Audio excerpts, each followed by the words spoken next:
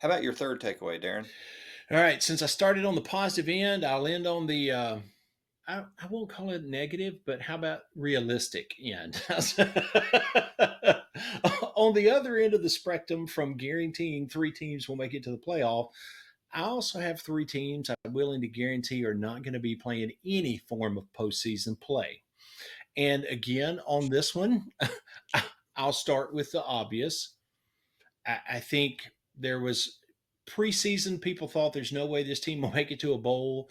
Then the first couple of weeks, they made people go, maybe. And then, as much as it pains me to say it, well, Vanderbilt's going to Vanderbilt. And so I don't think, I think what they've shown, like I said earlier, I think Missouri kept them in that game more so than Vanderbilt stayed in the game or kept themselves in the game. And I think we're going to see the defensive struggles and the offense, negative one total offense or negative 2 yards total offense in the second quarter.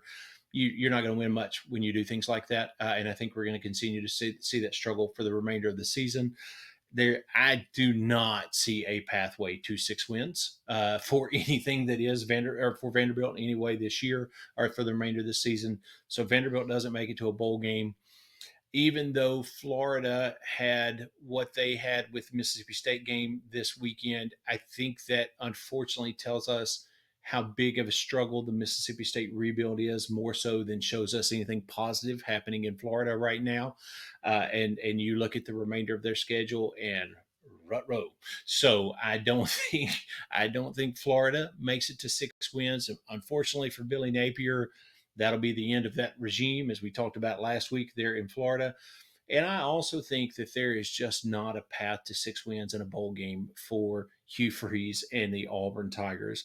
When you look at what happened to them having Arkansas at home, losing that game by 10 points, and then and having to play multiple quarterbacks because they pulled a quarterback last week because he just wasn't playing that well, just to turn around and say, oops, our bad, we'll give him a try, try again, and put him back in.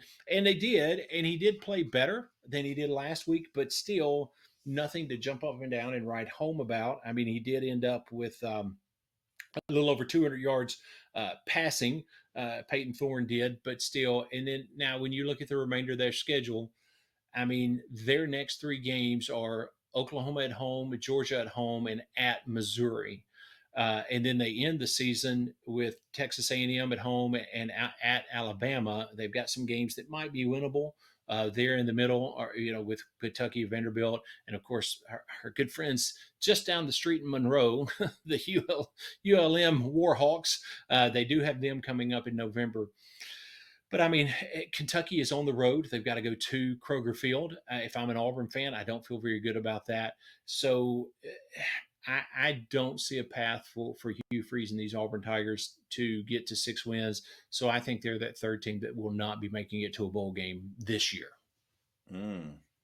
Dashing people's dreams and hopes, Darren. Well, if there's anything we at Vanderbilt are good at, that's it. So